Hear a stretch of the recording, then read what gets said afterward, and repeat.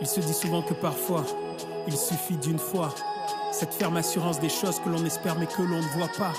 Celle qui connaît plus que quiconque la valeur et le prix d'une âme. Celle qui répétera à qui veut l'entendre que l'on peut naître deux fois. Et puis c'est celle-là même qui poussera certains d'entre nous à se lever. Pour rappeler à ceux qui nous suivent que l'enjeu c'est leur éternité. Et que oui, les temps changent, mais qu'importe les époques, les saisons. Notre Dieu est fidèle et n'oublie aucune génération. Alors ils se lèveront avec leur arme favorite, j'ai nommé la prière. Sur chaque situation, ils brandiront la croix comme unique bannière. Ils enseigneront à la nouvelle génération ce qu'ils ont eux-mêmes reçu. Qu'il n'y a qu'un nom qui sauve, et c'est le nom de Jésus. Conscients de l'ampleur de la tâche, ils prieront le Dieu qui qualifie. Celui qui relève, qui restaure, et qui même dans l'épreuve fortifie. Ils parleront des futurs combats, des nombreux défis, mais aussi de comment remporter la victoire, car au final tout est écrit. S'ils se sont mis au travail, c'est pour voir Dieu toucher les cœurs. Voir demain les plus jeunes qui confessent que Jésus est Seigneur.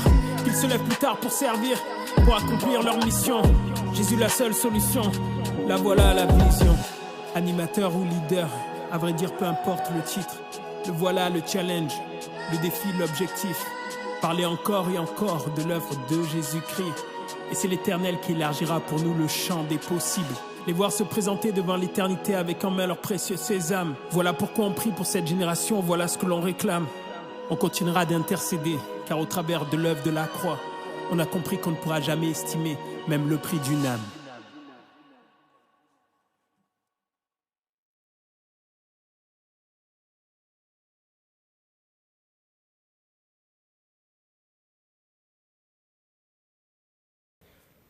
J'ai eu la grâce, la chance, le privilège de travailler pendant 5 ans comme assistant de pédagogie, pas assistant pédagogique, comme surveillant dans un collège. Et pendant 5 années, à travailler avec des ados.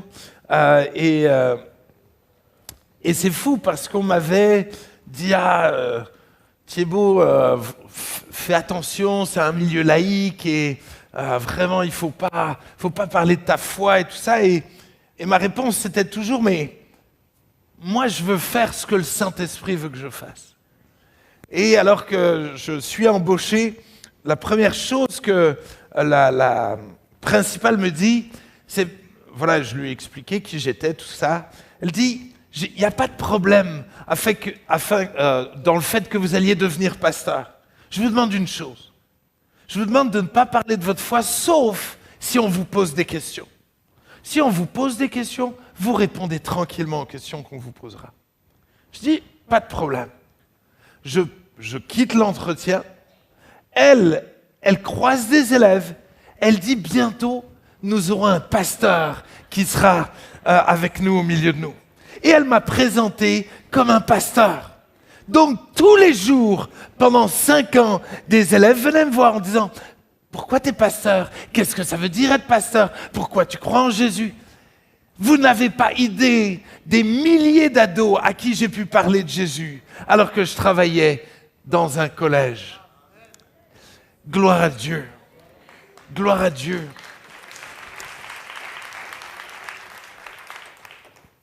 J'ai eu la grâce de voir un jour une de mes élèves qui avait la maladie des os de verre, trébucher et tomber devant moi. Hurler. Une jeune fille qui allait régulièrement à l'hôpital et là elle tombe et voilà, c'est le temps de la cantine, elle est là, elle hurle et tout ça, et puis ses copines sont autour, pleurent, il y a beaucoup de bruit et je me dis mais je ne peux pas ne rien faire. Et je me suis simplement agenouillé. J'ai dit, écoute, je sais que normalement on ne fait pas ça ici, mais moi je crois en Dieu. Est-ce que tu accepterais que je fasse une petite prière pour toi? Elle me dit oui. J'ai prié les yeux ouverts. J'ai posé ma main tranquillement sur son épaule. Je n'ai pas été chelou. J'ai fait une petite prière au nom de Jésus qui a duré 14 secondes et demie. J'ai dit amen. Les pompiers sont arrivés, tout le monde est arrivé, tout ça. Ils l'ont emmenée. Le lendemain, elle revient. C'est la seule fois de sa vie où elle est tombée par terre et elle n'a eu aucun os de cassé. Je crois réellement que Dieu n'est pas le Dieu de l'Église. il est aussi le Dieu de l'Église. Mais je crois réellement que Dieu veut toucher et atteindre les collèges, les lycées, les écoles. Souvent, on critique tout ce qui se passe, tout ça, au lieu de prier pour nos universités. C'est les chrétiens qui ont créé les écoles. C'est les chrétiens qui ont créé l'université. Et malheureusement, aujourd'hui, on passe notre temps juste à dénigrer tout ce qui est enseigné, tout ce qui se passe. Et on en oublie que c'est notre devoir de reconquérir ce qui nous appartient déjà. Et on applaudira après. Et j'aimerais que nous puissions prier pour ça. J'aimerais que nous puissions prier pour l'école. J'aimerais que nous puissions prier pour les lycées, pour les universités, que des missionnaires se lèvent, pour que des hommes et des femmes se lèvent et repartent réellement dans ces milieux-là remplis du Saint-Esprit pour gagner ces jeunes-là. Oui, nous avons tout un défi à prendre soin de nos groupes de jeunes et tout ça. Et je crois réellement qu'il y a un enjeu pour ces millions de chrétiens qui ne connaissent rien de chez rien de l'Évangile et qui ne viendront jamais dans ton groupe de jeunes. Ça veut dire qu'il faut que certains dans ton groupe de jeunes partent comme des missionnaires et impactent ces milieux-là. Et j'aimerais qu'on puisse se lever et j'aimerais qu'on puisse prier pour ça. J'aimerais qu'on puisse prendre quelques instants d'intercéder. Je ne commence jamais une prédication sans vous donner l'opportunité aux gens de prier. Je crois que l'Église doit à nouveau redevenir une maison de prière pour tous les peuples. Je crois réellement que nous avons négligé dans nos églises ces temps de prière et nous voulons prendre quelques instants pour intercéder. Commence à élever ta voix. Commence à prier pour les collèges, les lycées, les écoles autour de chez toi, pour les universités. Oh Seigneur. Seigneur, pardon pour l'Église qui s'est désintéressée des écoles, des lycées, des collèges, des universités. Pardon Seigneur. Pardon. Tu nous as inspirés. Tu nous as donné ces choses. Merci pour les universités. Merci pour les lycées, les collèges. Merci, Seigneur, pour la grâce. Seigneur, d'être dans un pays où on apprend à lire et à écrire. Merci d'être dans un pays où l'école est gratuite. Merci, Jésus. Donne-nous de réapprendre à être reconnaissant pour l'école, reconnaissant pour tout ce qu'on a dans notre pays. Oui, il y a des défis, oui, il y a des enjeux. Seigneur, mais nous voulons bénir, Seigneur, nos universités, bénir nos écoles. Seigneur, nous ne voulons pas juste nous plaindre, nous voulons prier pour elles, prier pour les professeurs, que tu bénis. Seigneur, prier pour le ministre de l'Éducation. Nous le bénissons au nom de Jésus. Nous le bénissons. Nous te demandons ta grâce sur sa vie. Seigneur, toutes ces personnes qui prennent des décisions, Seigneur, qui auront un impact, Seigneur, sur les générations à venir. Je prie que tu lèves des chrétiens à des postes à responsabilité. Près du ministre, Seigneur, dans l'éducation nationale, lève des chrétiens, lève des hommes et des femmes droits, Seigneur, vraiment, et sauve les personnes iniques dans ces milieux-là. Sauve-les, touche-les, transforme-les. Et s'il te plaît, Seigneur, envoie des missionnaires.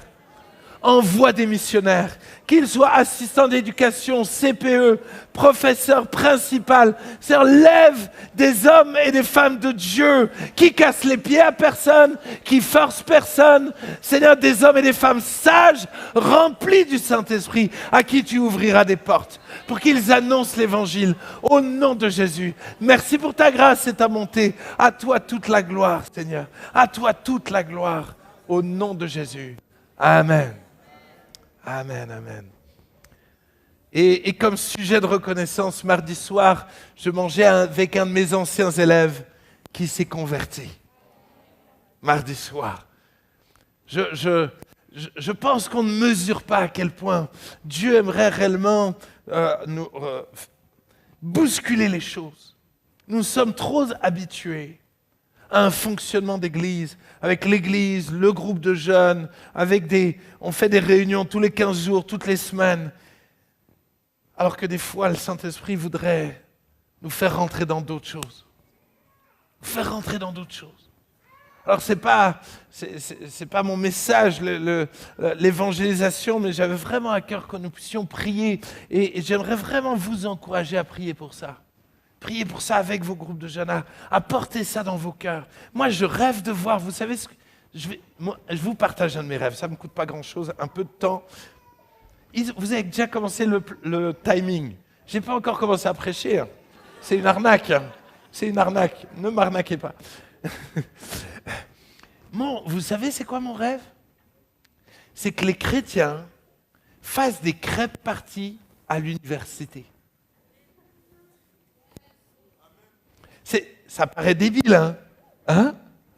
On est chrétiens, le but c'est d'annoncer l'évangile. Le but c'est d'aimer les gens. Va offrir des crêpes à l'université. Et je te promets une chose. Le nombre de gens qui va venir te voir en disant « Pourquoi tu fais ça ?» Et tout d'un coup, tu n'es pas en train de casser les pieds à personne. Tu es juste en train de répondre tranquillement à la question de quelqu'un qui se demande comment tu peux être aussi fou pour perdre ton temps et organiser une crêpe party au milieu de l'université.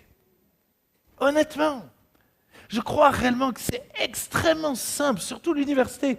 Peut-être un peu plus difficile pour les écoles, les collèges, les lycées. Je laisserai Joël donner ses idées après. Mais je crois que l'université, c'est réellement le lieu le plus simple au monde pour annoncer l'évangile. Organisez une crêpe party et je vous promets quelque chose. Il va se passer des choses. Une crêpe party. Testez et vous me direz. J'aimerais attaquer mon message et c'est un message un peu atypique et comme je vous l'ai dit hier, je partage plus mon cœur que de faire vraiment des prédications. J'aimerais vous parler de cinq clés. Il y en a plus, bien sûr. Je n'ai pas la prétention de faire le tour de tout ça. J'ai enseigné sur le ministère de la jeunesse pendant des heures et tout ça.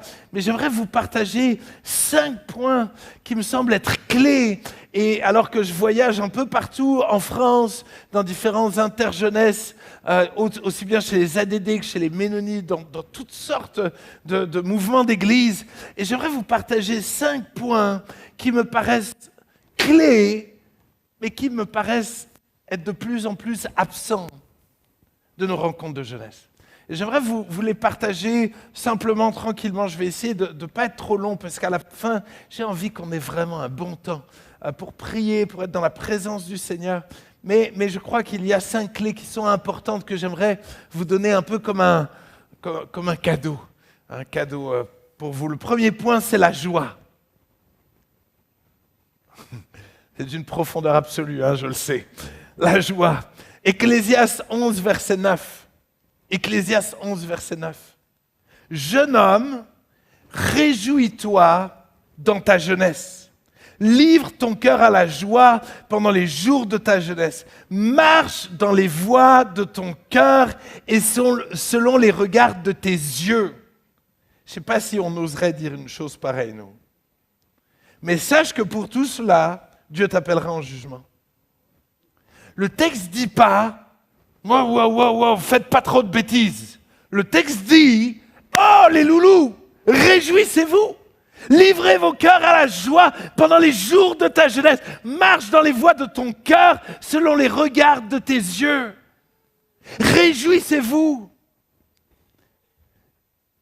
La jeune génération doit réapprendre à se réjouir. Si tu lis tout le texte de Ecclésiaste 11, tu verras que Dieu parle à chaque génération et donne des clés à chaque génération. Mais il y a réellement un rôle particulier pour la jeunesse. Et tu sais, c'est quoi ce rôle-là ? Se réjouir. Pas devenir coincé, relou, coincé assis sur une chaise au groupe de jeunes. Non, le but, le rôle que Dieu a créé la jeunesse, c'est que la jeunesse puisse se réjouir. Ça met du temps, ça va venir. Certains ont oublié qu'ils sont jeunes, mais j'essaye de faire ma part, Ils sont où vos délires?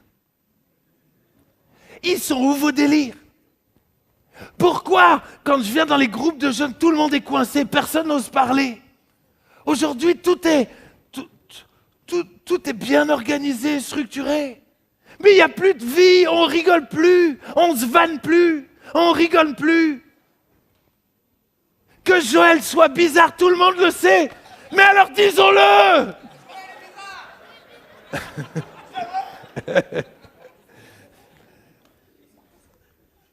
Nous devons réapprendre à rire dans l'église. Nous devons réapprendre à faire la fête. Vous connaissez tous la parabole du fils prodigue. Alors, déjà, je ne comprends pas pourquoi on l'a appelée la parabole du fils prodigue. On devrait l'appeler la parabole du papa prodige. Il est prodigieux, ce papa. Mais je me suis rendu compte, il y a quelques mois de ça, qu'on a souvent mal lu cette parabole. Parce que cette parabole ne parle que d'une chose, de faire la fête. Le fils qui est parti, pourquoi il est parti? Parce qu'il avait l'impression que c'était mieux de faire la fête ailleurs. Parce qu'il avait l'impression que chez papa, on ne faisait pas la fête. Donc il s'est dit, il faut que j'aille faire la fête ailleurs. Et il s'est barré et il s'est rendu compte que la fête ailleurs, c'est pourri. Il s'est retrouvé avec les cochons.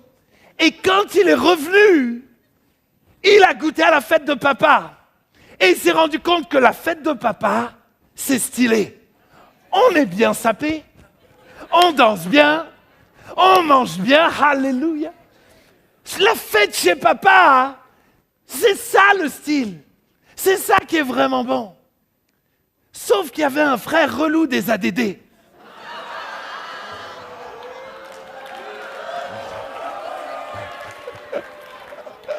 Je savais que j'allais vous réveiller. Je le savais. La Bible dit qu'il faut pardonner étant l'autre joue. Alors, ok. Il y avait le grand frère de la porte ouverte chrétienne, voilà. Je suis gentil. Lui non plus ne savait pas faire la fête. Il ne faisait pas de bêtises. Vous savez, votre truc de rêve, que vos jeunes ne fassent pas de bêtises. Ils deviennent comme ça, relous, grincheux, insupportables, à analyser tout.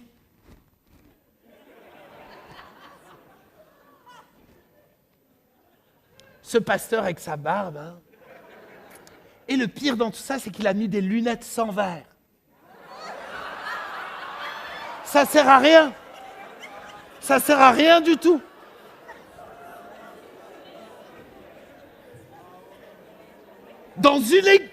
On n'est pas dans une église, mais c'est un lieu saint.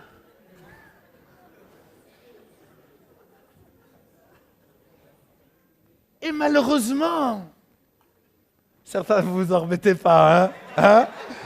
Certains, vous avez même du mal à le croire. Je te promets qu'il n'y a pas de verre, vraiment. Je te le promets.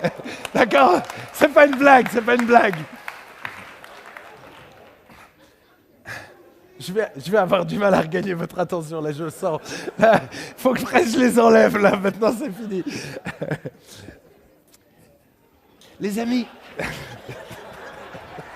je les enlève.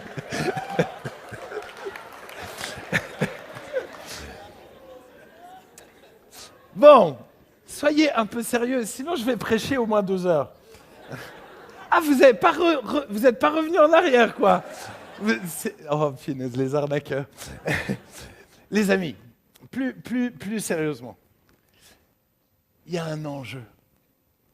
Il y a un véritable enjeu.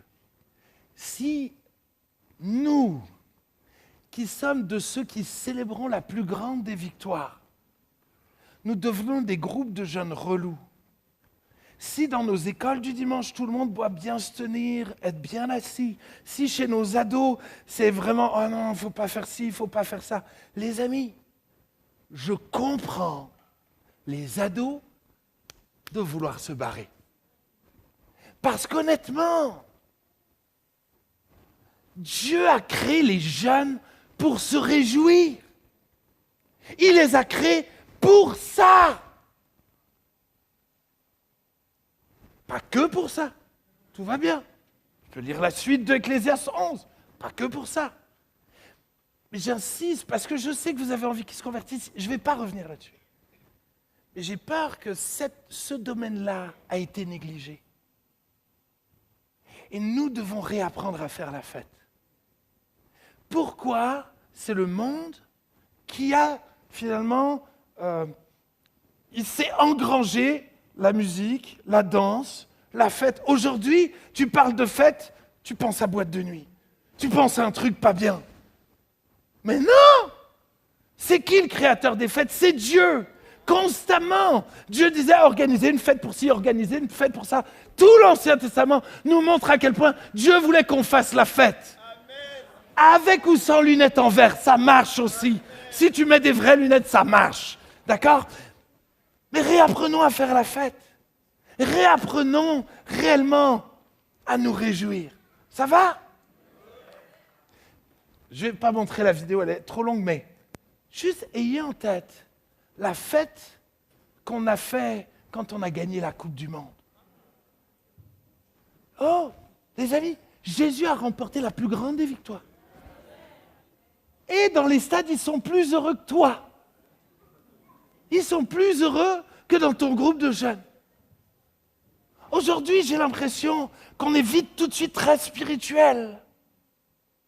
Dès qu'on rentre dans la salle. Et je me moque de personne en disant ça, je suis très sérieux, vraiment. Je crois réellement qu'il y a un enjeu. Et je transitionne avec mon deuxième point. C'est sur la louange. Aujourd'hui, on organise nos temps de louange avec un groupe de louanges qui s'est préparé toute l'après-midi. Eux, ils sont déjà au 7e ciel. Sauf que ton jeune qui arrive, lui, il n'a pas passé toute l'après-midi à prier. Donc reste tranquille. T'es pas obligé de tout de suite redescendre un petit peu du 7e ciel et salue-les, rigole avec eux, kiffe-les, accueille-les. Il faut qu'ils se sentent à l'aise. Vous-même, il faut mettre du temps pour vous chauffer. Alors imagine les autres. Ils ne sont même pas encore convertis. Toi, tu es converti, tu es déjà... Il faut... S'il vous plaît, vous qui travaillez avec les enfants, c'est possible d'adorer Dieu avec les enfants. Mais il faut vous mettre à leur niveau. Allez les chercher. Les ados, je sais que les ados, ça paraît impossible de les faire louer Dieu. Les amis, j'organise des camps d'ados où on loue Dieu des fois pendant des heures. Et peut-être tu ne crois pas. Mais tu sais ce qu'on fait. On y va petit à petit. On va les chercher. On rigole avec eux. On montre qu'on est cool. On montre que s'approcher de Dieu, c'est pas un truc relou. C'est un truc simple. Et petit à petit, ils sont de plus en plus à l'aise. Ils voient qu'ils peuvent bouger un petit peu. Alors, je ne dis pas que tout le monde est au taquet. Ça.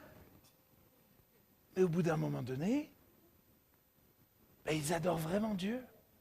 Parce que beaucoup aiment vraiment Dieu.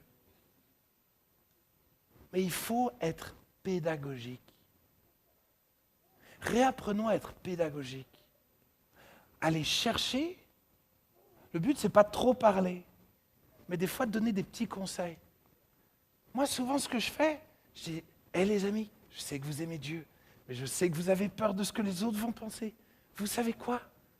On prend 30 secondes. On dit, Dieu, je t'aime plus que ce que les autres pensent. Et pendant 30 secondes, tu vas oser dire merci à Jésus pour 5 trucs. Tu fais juste ça. Tout d'un coup, ils vont... Si tu tiens ta parole. C'est sûr que si tu commences à prier pendant 3 quarts d'heure, la prochaine fois, tu ne les arnaqueras pas. Ils diront, vas-y, prie. Non. Vous allez devoir apprendre à les apprivoiser. Mais ensuite, vous allez pouvoir les amener à adorer Dieu. Et là aussi, faites attention aux chants que vous utilisez. On chante de plus en plus de chants sur Dieu. On chante de plus en plus de chants « Remplis-moi, donne-moi ». Mais on chante de moins en moins de chants pour l'adorer. Juste pour l'adorer. C'est ça l'objectif. C'est ça l'objectif. Mais vous savez, une de mes plus grandes tristesses, c'est que de moins en moins, nous chantons en langue. Et peut-être certains, vous me direz, mais moi je ne fais pas ça. j'aimerais te dire une chose. Dans tous les textes doctrinaux du Nouveau Testament sur la louange, on parle du chant en langue. Tous les textes doctrinaux qui parlent de la doctrine, on parle du chant en langue. Certains, vous avez vraiment envie de savoir lesquels, j'arrive. Éphésiens 5, versets 18 à 19. Ne vous enivrez pas de vin, c'est de la débauche. Soyez au contraire remplis de l'esprit. Entretenez-vous par des psaumes, par des hymnes et par des cantiques spirituels, chantant et célébrant de tout votre cœur les louanges du Seigneur. Par des psaumes, par des hymnes et par des cantiques spirituels. Les psaumes, on les néglige aussi, ceux-là. Les psaumes. Les hymnes, c'est quoi les hymnes? J'ai l'impression que c'est les chants qu'on a chantés tout à l'heure. Mais alors, c'est quoi les cantiques spirituels? Dans le texte grec, c'est des chants conduits qui viennent du Saint-Esprit. C'est des chants conduits par le Saint-Esprit. Si c'est un chant qui est déjà écrit, il n'est pas inspiré du Saint-Esprit. Enfin, si, il a été inspiré pour la personne qui l'a composé. Mais sinon, c'est un hymne. Enfin, sinon, on dit 2 fois la même chose. Et pourquoi répéter 2 fois la même chose avec des mots différents? Ça veut dire qu'on parle réellement d'un chant inspiré par le Saint-Esprit. Tu retrouves exactement le même texte dans Colossiens 3, verset 16, exactement. Et dans 1 Corinthiens 14, verset 15, il va même plus loin. Il dit, je chanterai par l'Esprit, virgule, et je chanterai aussi avec l'intelligence. Nous, on a envie de dire le contraire. Je chante avec l'intelligence et aussi, de temps en temps, avec l'esprit. Mais pas trop longtemps. Parce que je ne veux pas choquer.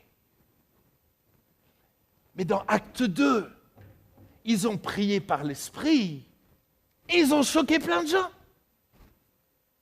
Donc ça veut dire quoi que Dieu se contredit entre 1 Corinthiens 14 et Acte 2? Ou est-ce qu'on ne parle pas du même parler en langue? Hello, ça va? Je fais un peu de théologie. Je crois que souvent, nous avons utilisé ce verset qui dit « Ouh, les gars, parlez pas en langue, chantez pas en langue, parce que s'il y a quelqu'un qui arrive, il va vous prendre pour un fou. » C'est sûr que si je commence à vous prêcher en langue, et que quelqu'un rentre et que vous êtes tous là, il va vous prendre pour un fou, et moi-même, je vous prendrai pour un fou. Parce que ce n'est pas édifiant. Et c'est pour ça que Paul dit, vaudrait mieux que j'utilise 10 000 mots en français pour que vous soyez édifiés, plutôt que de parler en langue. Ça veut dire qu'encore une fois, on parle de 2 parler en langue différents. 1 Corinthiens 14, verset 2 dit que celui qui parle en langue dit des mystères, il parle à Dieu et personne ne peut le comprendre. Ça veut dire que ce parler en langue-là ne s'interprète pas, vu qu'il n'est pas là pour édifier les autres. Ça va? Les amis, je me permets de vous enseigner un petit peu. Mais mon plus grand enseignement pour ça, c'est dans tous les cas, rester soumis à votre pasteur. D'accord? Je veux vous amener à réfléchir. Pourquoi? Parce que nous devons rester bibliques. Et honnêtement, on nous a dit, quand à la porte ouverte, on a commencé à chanter en langue, tout ça, je veux dire, on est sur les réseaux, on chante en langue. On n'en peut plus tellement on chante en langue. On nous a dit, plus personne va venir, les gens vont être choqués. Bizarrement, l'Église continue de grandir. Les gens sont touchés, sont guéris pendant le temps de chant en langue. Souvent, les gens nous disent, c'est quelle langue qu'ils chantent tous ensemble? C'est vraiment beau, hein? Ça m'a touché, moi. Est-ce que je peux apprendre aussi cette langue? Je n'ai jamais vu un non-chrétien venir et être choqué à cause du chant en langue. Par contre, j'ai vu beaucoup de chrétiens être choqués à cause du parler en langue ou du chant en langue. Beaucoup de chrétiens. Et je me dis, les amis, notre mouvement est né comme ça. J'ai dit notre, punaise. Les amis, vous êtes en train de me contaminer là, c'est bon.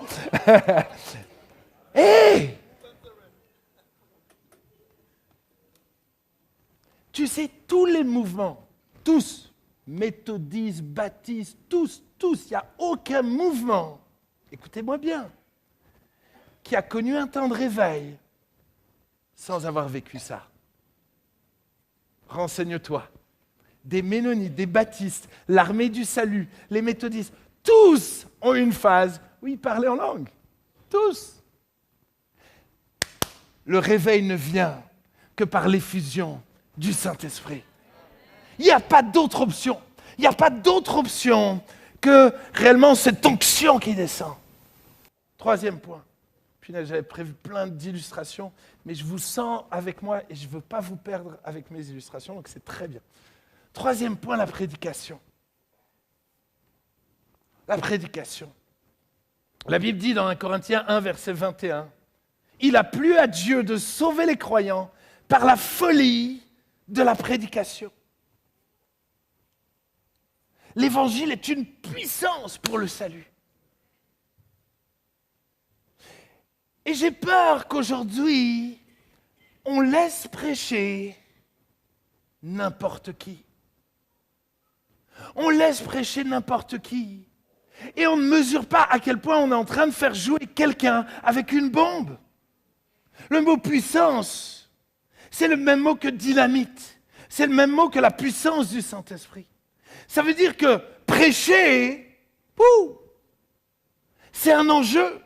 C'est une sacrée responsabilité. Non seulement on sera jugé plus sévèrement, mais l'impact que ça va avoir sur les gens est déterminant. Pourquoi ? Parce que c'est cette prédication, cet évangile-là, qui va sauver ou pas les gens. Est-ce que tu laisses seulement ceux qui sont capables enseigner? Est-ce que tu laisses seulement ceux qui sont appelés enseigner? Certains me regardent bizarrement. C'est la Bible qui le dit. 2 Timothée 2:2. 2 Timothée 2:2. Et ce que tu as entendu de moi en présence de beaucoup de témoins, confie-le à des hommes fidèles qui soient capables de l'enseigner aussi à d'autres. Le texte nous montre bien qu'il y a des gens capables et qu'il y a des gens qui ne le sont pas. Et ce n'est pas une question de valeur, c'est une question de différence de responsabilité. Si tu veux m'inviter chez toi pour que je t'aide à construire quoi que ce soit, ce n'est pas une bonne idée. Je te promets. Les quelques-uns qui ont essayé, ils l'ont regretté. Je fais les choses de tout mon cœur, mais je ne suis pas doué de mes mains. Est-ce que ça veut dire que je suis moins important que les bricoleurs? Non, j'ai juste un rôle différent. Dieu m'a appelé à prêcher. Et j'y peux rien.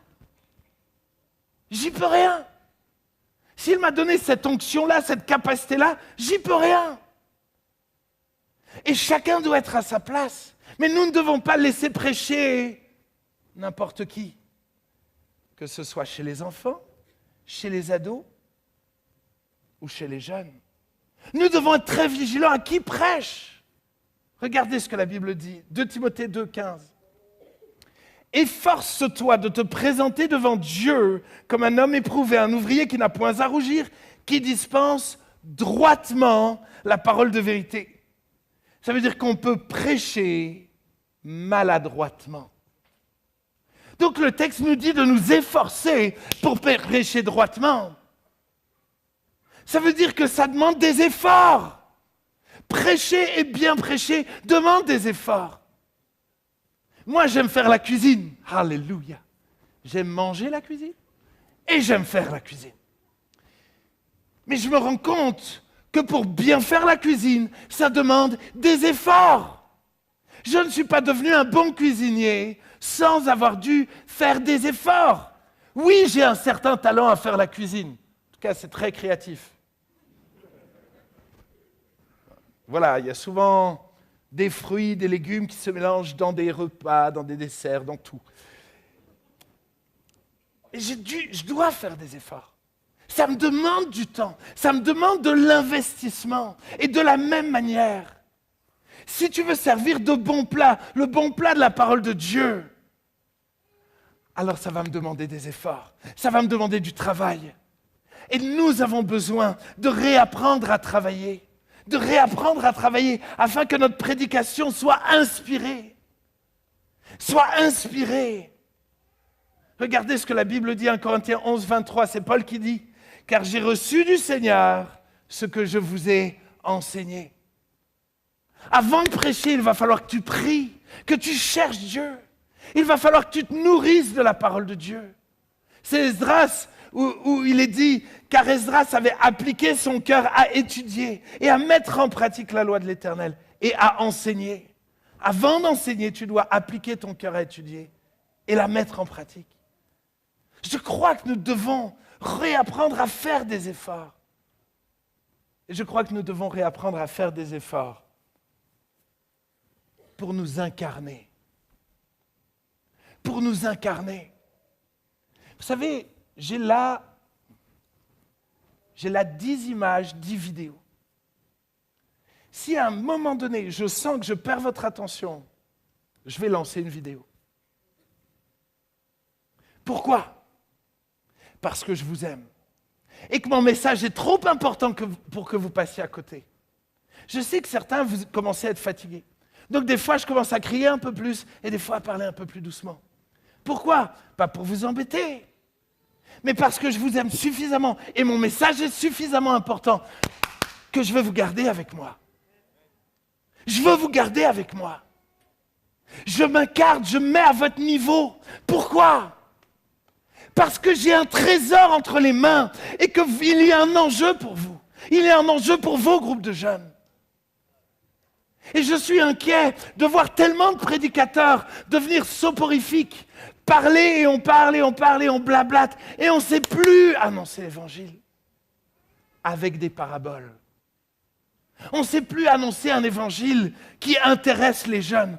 On parle de choses qui nous correspondent, mais le but c'est pas moi, le but c'est vous, le but c'est ceux qui écoutent. Et parce que je veux réellement que ceux qui m'écoutent, ils captent ce que je suis en train de dire. Alors je vais être capable d'attirer leur attention. Si tu peux lancer la vidéo numéro 4. Vidéo numéro 4. Parce que beaucoup de gens se sont habitués à la technologie. Moi, j'ai tellement envie qu'il se passe quelque chose, un peu comme ça. Emma. Hein? Emma. Emma. Emma. Emma. Emma.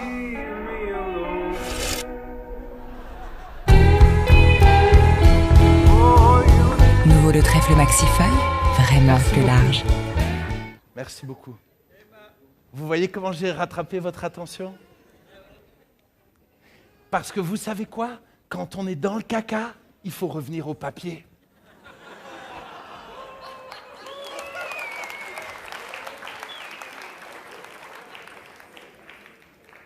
Tu veux prêcher sur l'importance de lire la parole de Dieu ?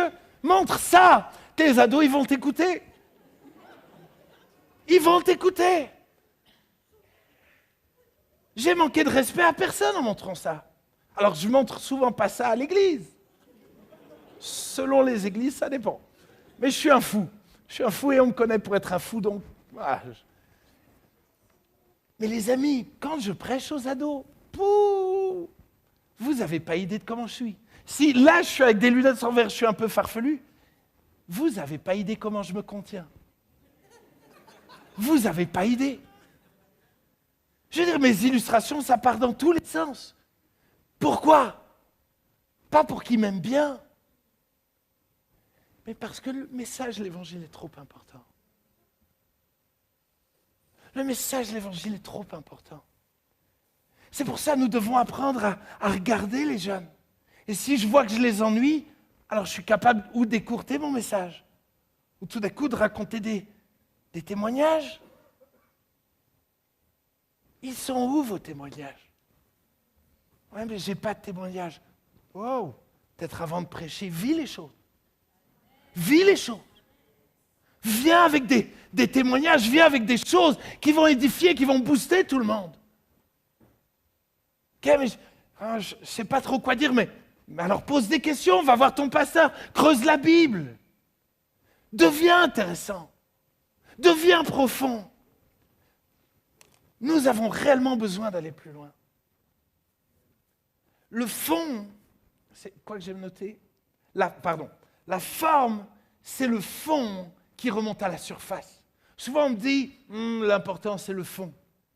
Je suis d'accord, mais si je vous prêche de la joie, la parole de Dieu dit, réjouissez-vous toujours. Non mais, et je sais que certains ça vous fait rire, mais honnêtement, je suis extrêmement inquiet de voir dans nos groupes de jeunes des moments où tu dis, mais Loulou, donne envie!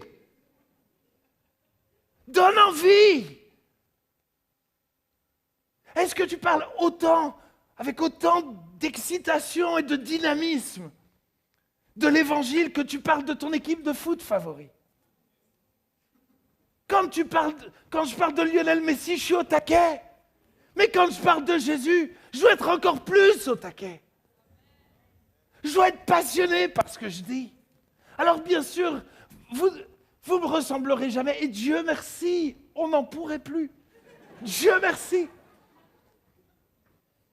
Mais je suis convaincu que tu peux faire des progrès.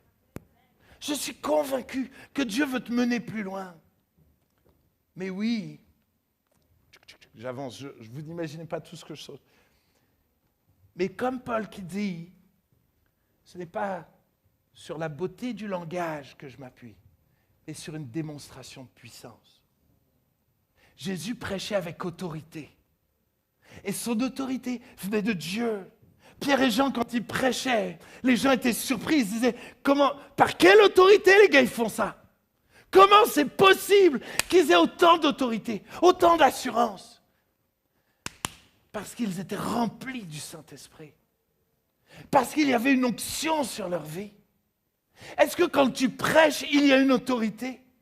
Est-ce que quand tu prêches, il y a des fruits et un impact qui se produisent? Oui, mais il ne faut pas regarder à ce qu'on voit. Si à chaque fois que tu prêches, il n'y a jamais aucun fruit, c'est qu'il y a un problème.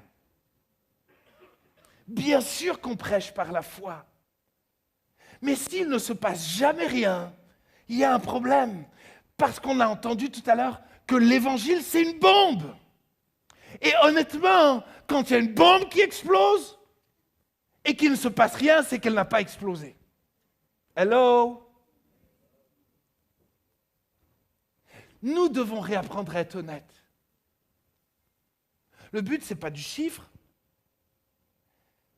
Mais s'il n'y a jamais personne qui est sauvé, s'il n'y a aucun fruit de la repentance, fruit de l'œuvre du Saint-Esprit, c'est peut-être que je dois retourner sur mes genoux.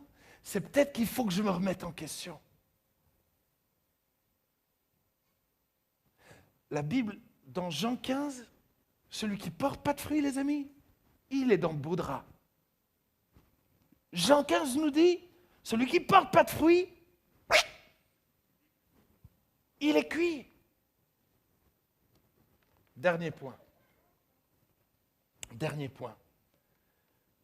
Les dons spirituels. Les dons spirituels. Le Seigneur nous a fait un tel cadeau de nous donner des dons spirituels. Et aujourd'hui, De plus en plus, on fait des cultes. Et si Dieu ne parle pas, ben ça marche aussi. Ben, on peut faire une école du dimanche. Il n'y a pas de don spirituel. Ben, c'est des enfants. C'est pas grave. C'est des ados. Ah, c'est parce qu'ils n'ont pas soif. Mais toi, est-ce que tu as soif? La Bible dit aspirez aux dons les meilleurs. Aspirez. De même vous, 1 Corinthiens 14, 12, de même vous, puisque vous aspirez aux dons spirituels, que ce soit pour l'édification de l'Église, que vous cherchiez à en posséder abondamment. À la fin du Covid, quand l'Église a pu reprendre, très rapidement, je me suis proposé à faire un culte avec les ados. Et je leur ai dit, les amis, les ados, là, ils ont juste besoin d'une chose, d'être rafraîchis par le Saint-Esprit. Et j'ai dit, on va faire une matinée nos limites. Je vais prêcher, j'ai plus aucune idée de quel prêche j'ai fait. J'ai prêché, et après on a cherché le Saint-Esprit. Tu peux mettre la photo 8. On a cherché le Saint-Esprit. Et tout d'un coup, je viens voir le jeune qui va apparaître, qui s'appelle Raphaël. Et Raphaël, c'est un gars relou. Il m'a gavé. Là, il se fait baptiser, c'est après. Mais avant, il m'a fait des sales coups. Je me souviens d'une fois. Lui, il se cachait derrière la technique. Donc, il faisait des câbles, de tout ça. Et un jour, on venait d'avoir vécu un super moment. Et je vois les techniciens, tac, tac. Je dis, oh les gars, on vous aime. Venez, on va prier pour vous. Pour que vous aussi, vous soyez bénis. Et donc, je les fais venir. Ils sont là, devant moi. Et donc, je ferme mes yeux et je commence à prier pour eux. Et au bout de 5 secondes, j'entends des bruits. Alors, j'ouvre un œil. Les gars étaient repartis chercher leur câble. Ils n'en avaient rien à secouer de moi, rien à secouer de ma prière, rien à secouer de Jésus. Ce qui les intéressait, c'était leur foutu câble. Il m'a rendu dingue. Sauf que ce dimanche matin-là, je ne peux pas l'expliquer. Mais je vais vers lui, je pose ma main sur lui et je prophétise. Et Dieu me donne une vision de stalactites qui se mettent à fondre et à fondre complètement. Et je lui dis ça et je passe à autre chose. Sauf qu'à partir de ce moment-là, ce gamin est bouleversé. Les parents m'appellent, lui nous appelle, il commence à nous poser des questions. Le gars commence à lire la Bible plus de 4 fois par jour. Hello? On a du mal avec une. Lui, il était à 4. Mais au taquet, mais a commencé à prêcher dans son collège, a commencé à gagner des âmes. Mais retourner comme une crêpe. Et je me dis, mais c'est ça que je veux vivre. J'ai besoin de ces dons du Saint-Esprit. J'ai besoin de l'action du Saint-Esprit à nouveau. Il faut qu'il se passe quelque chose. Hébreux 2, versets 3 et 4. Dieu appuyant leur témoignage par des signes, des prodiges et divers miracles, et par les dons du Saint-Esprit distribués selon sa volonté. Ils sont où les signes, les prodiges et les miracles? Ils sont où les dons du Saint-Esprit? Dieu n'a pas changé. Jésus n'a pas changé. Le Saint-Esprit n'a pas changé. Est-ce qu'on a encore soif? Est-ce qu'on y aspire à nouveau? Le problème, c'est que parce que certains ont fait n'importe quoi, alors on a enterré tout ça. Et c'est tellement triste.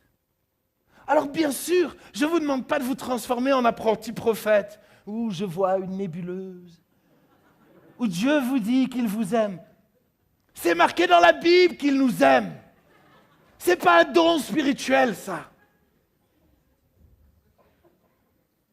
Un don spirituel, c'est surnaturel. C'est une révélation. C'est une révélation de quelque chose que tu ne peux pas savoir. Et nous devons être sérieux avec ça. Si nous devons y aspirer, nous devons faire les choses avec sérieux.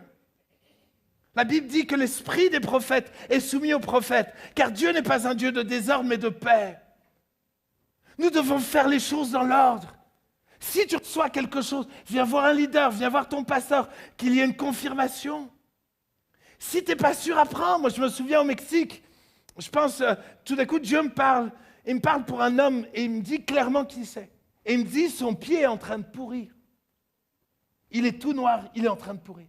Sauf que le monsieur, il a des chaussures. En apparence, il paraît bien. Donc, tu sais ce que j'ai fait? J'ai été le voir. Je lui ai dit, bonjour, vous allez bien? Alors, c'était au Mexique, donc il ne parlait pas français, hein, d'accord? J'avais un traducteur. Donc, hein. Et tout d'un coup, je dis, et la santé, comment ça va? Et vos pieds, ça va? Ils vont bien? Et tout d'un coup, il regarde, il me dit, bah justement, non, mon pied, j'ai une maladie, et mon pied est en train de se détruire. Mais à ce moment-là, je sais que Dieu m'a parlé. Donc, je prie pour lui avec foi, et ce gars-là a été guéri. Mais je n'ai pas été chelou. Oui, les dons spirituels, ce n'est pas un moyen d'être chelou. Les dons spirituels sont là pour édifier, pour communiquer la vie. Et nous avons besoin de ça. Je pourrais vous raconter tellement de témoignages. Je pense à Léa. Je vais mettre la photo, photo numéro 9.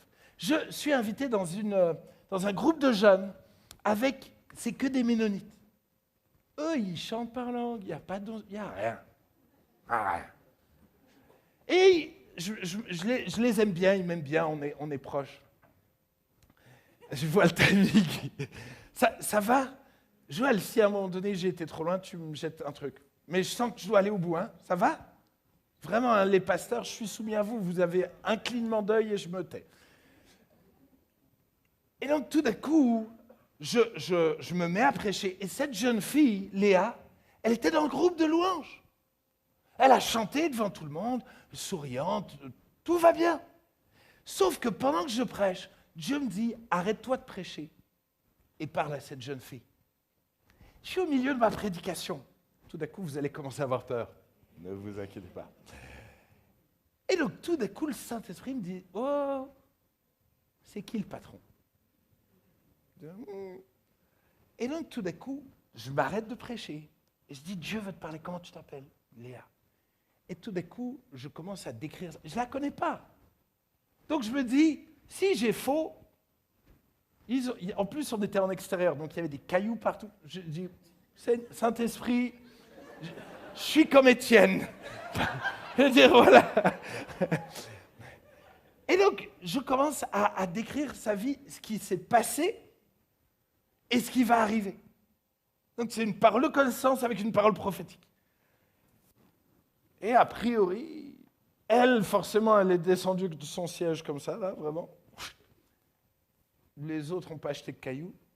J'ai repris ma prédication. Sauf qu'à la fin, je viens la voir. Et je dis, il faut que tu me racontes. Et tout d'un coup, elle me décrit sa vie, de ce qu'elle a vécu, qui correspondait mot pour mot avec tout ce que je lui avais dit. Et la parole disait, donc elle a été harcelée, elle a eu des problèmes, des menaces et tout ça, elle dormait plus la nuit, vraiment, et c'était juste 2 jours avant la rentrée. Et Dieu lui disait, dans 1 semaine, tous ceux qui t'ont fait du mal seront venus te demander pardon. Et au contraire, ils viendront te demander des conseils. Et 2 jours après, rentrée scolaire, à peine arrivée, ces filles qui l'ont harcelé viennent lui demander pardon, lui ramènent des cadeaux. Et elle me raconte là, plusieurs mois plus tard, que certaines d'entre elles sont même devenues ses amies. Elle a été complètement transformée. On a besoin de ça à nouveau. On a besoin de ça à nouveau. On a besoin que le Saint-Esprit agisse, qu'il nous parle. Alors, ça m'est arrivé de me tromper. Je suis déjà trompé. Et j'ai eu tellement honte. Et j'ai eu tellement honte. Et j'ai demandé pardon à la personne desquelles je me suis trompé. Mais j'ai contacté les pasteurs de l'endroit où j'avais été invité et je leur ai demandé pardon. Et j'ai été voir mes pasteurs et je leur ai demandé pardon. Et j'ai demandé pardon au Saint-Esprit que j'avais déshonoré. Et je ne veux pas utiliser le nom de Dieu en vain. Je veux être sérieux, je veux craindre Dieu. Ce n'est pas un jeu, c'est extrêmement sérieux. Mais c'est vraiment ça que Dieu veut nous donner. Vous entendez? Vous entendez ce bruit? Il y a quelques secondes, vous ne faisiez même pas attention à ce bruit-là. Pourtant, ce bruit est là depuis le début. Mais aucun d'entre nous n'a fait attention à ce bruit-là. C'est la même chose avec le Saint-Esprit. Le Saint-Esprit est là. La Bible dit que Dieu parle tantôt d'une manière, tantôt d'une autre, mais l'on n'y prend point garde. Le Saint-Esprit veut nous parler. Mais est-ce que tu y prends garde? Est-ce que tu y prends garde? Le Saint-Esprit ne va pas te posséder. Si tu ne demandes pas, tu ne le recevras pas. Si tu n'aspires pas, alors il ne te donnera pas. Nous avons besoin de ça à nouveau. Je termine. Vraiment. Je termine vraiment. Acte 6. Acte 6, c'est hallucinant parce que dans Acte 6, il y a un problème. Il y a un problème au niveau de la distribution des repas. Et tout d'un coup, ils disent, il faut qu'on trouve des gars qui viennent servir au repas, qui viennent gérer les tables. Il faut qu'on ait des diacres. Et une des conditions, tu sais c'est quoi? C'est qu'ils soient remplis du Saint-Esprit. Pour servir aux tables.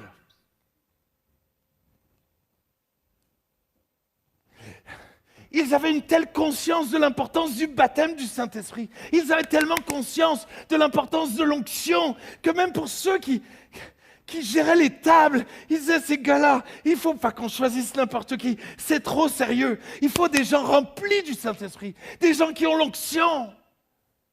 Et nous, aujourd'hui, on est capable de s'occuper des ados. On n'est même pas remplis du Saint-Esprit. Et encore une fois, si quelqu'un n'est pas rempli du Saint-Esprit, je ne cherche pas à dénigrer ceux qui ne sont pas remplis du Saint-Esprit. J'essaie de challenger ceux qui permettent cela. C'est leur faute. Dans Acte 19, Paul, quand il va dans un endroit, il dit « Oh les amis, vous avez été remplis du Saint-Esprit ?» L'attitude première de Paul, c'est « Hé les amis, vous avez besoin du Saint-Esprit. Vous avez besoin du baptême du Saint-Esprit. » Donc encore une fois, si quelqu'un n'est pas baptisé du Saint-Esprit, je ne te dis pas qu'il faut que tu partes, au contraire, tu es au bon endroit. On va prier pour toi. Et l'Esprit de Dieu veut te remplir, t'inonder, te remplir d'une onction fraîche. Si tu aspires, il veut te donner ça. Les musiciens, si vous voulez venir, ça va m'aider à finir. T'es fort. Je me disais, j'avoue que j'entendais un bruit, je me suis dit, c'est une bonne idée là que les musiciens arrivent, mais c'était toi. Merci beaucoup d'être là. Je crois vraiment que nous devons à nouveau considérer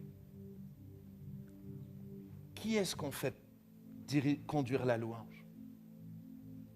Est-ce qu'on se soucie de ce que nos musiciens sont remplis du Saint-Esprit? Est-ce qu'on est sûr que tous nos musiciens sont remplis du Saint-Esprit? Et peut-être certains, vous allez me dire, ah, mais j'aurais plus personne. Peut-être qu'il vaut mieux que tu n'aies plus personne que le Saint-Esprit. Parce que ce qui va faire la différence, au-delà de tout le reste, c'est l'action du Saint-Esprit. Tu n'as pas idée de tout ce que le Saint-Esprit peut faire. Tu n'as pas idée à quel point le Saint-Esprit, quand on voit les vidéos de Reinhard Bonnke, quand on lit l'histoire des églises, tu dis, on a juste besoin du Saint-Esprit. Malheureusement, dans beaucoup de nos églises, on nous a prêché en nous disant que Jésus est suffisant. Excusez-moi de vous contredire, mais le Saint-Esprit est suffisant. Parce que sans le Saint-Esprit, l'œuvre de Christ, écoutez-moi bien, n'est pas suffisante. Parce que seul le Saint-Esprit peut te convaincre que Christ est Seigneur. Seul le Saint-Esprit peut réellement t'amener à mener une vie sainte qui correspond au fruit de la repentance. Le Saint-Esprit est suffisant. Pourquoi? Parce que le Saint-Esprit ne va pas tirer la couverture de son côté. La Bible dit que le Saint-Esprit va te mener toujours vers Christ et toujours vers le Père. Donc ça veut dire que la personne de base, et c'est pour ça que le blasphème contre le Saint-Esprit est le seul péché qui ne peut être pardonné. C'est parce que si tu as le Saint-Esprit, tout devient possible. Et si tu résistes contre le Saint-Esprit, et que tu en arrives jusque blasphémer contre lui, alors comme le roi Saül, tu es foutu. J'aimerais qu'on puisse fermer nos yeux. J'aimerais qu'on puisse fermer nos yeux.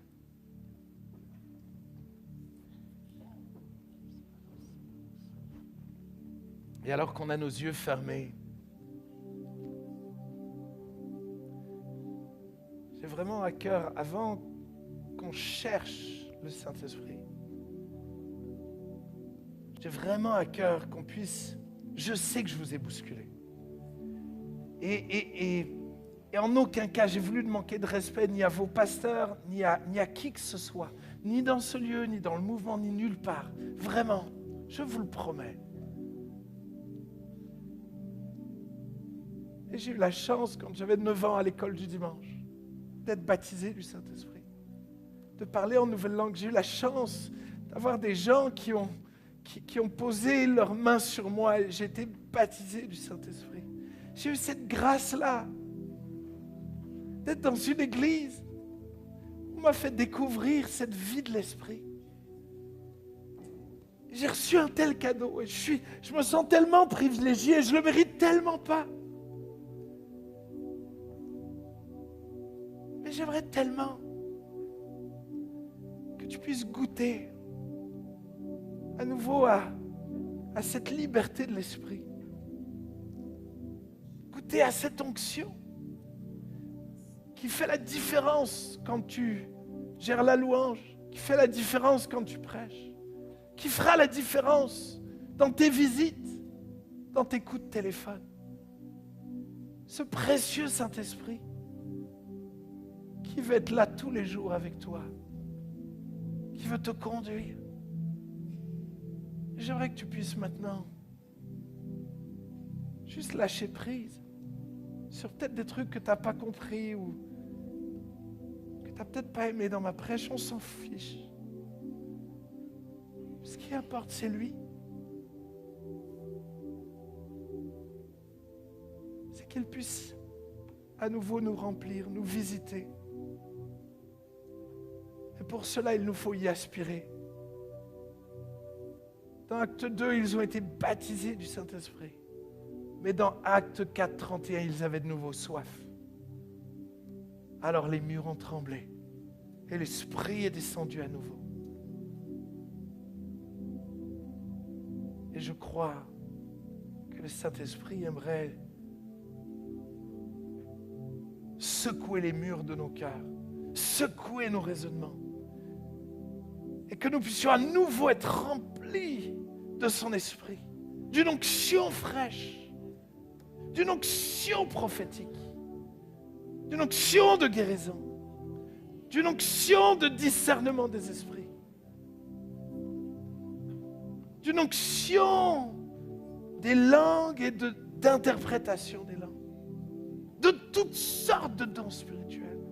Et si quelqu'un a soif et aspire, j'aimerais vous inviter à quitter vos places et à vous mettre à genoux dans les allées, devant, sur le côté, derrière. Mais tous ceux qui ont soif, choisissez de sortir du confort de votre chaise. Comme un signe de dire: j'ai tellement soif, j'y arriverai pas sans toi.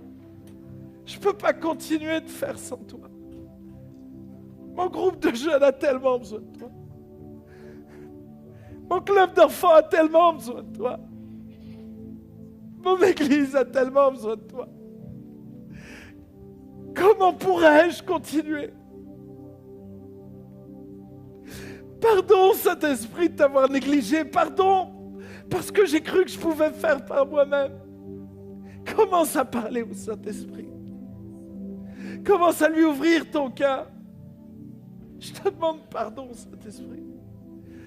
Pour toutes les fois où j'ai voulu forcer les choses.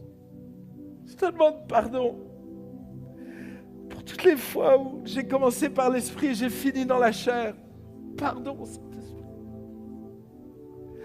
Pardon, Saint-Esprit. Saint-Esprit, pardon. Oh, pardon, Saint-Esprit.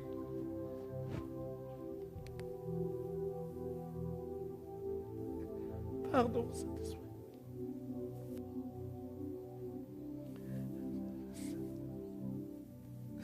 Pardon. Pardon.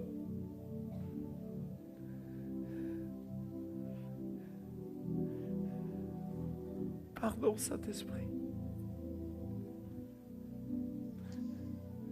Pardon si on t'a attristé, Saint-Esprit. Pardon si on t'a éteint, Saint-Esprit. Pardon. Ce soir, on a besoin de toi. Nous avons soif de toi. Juste de toi.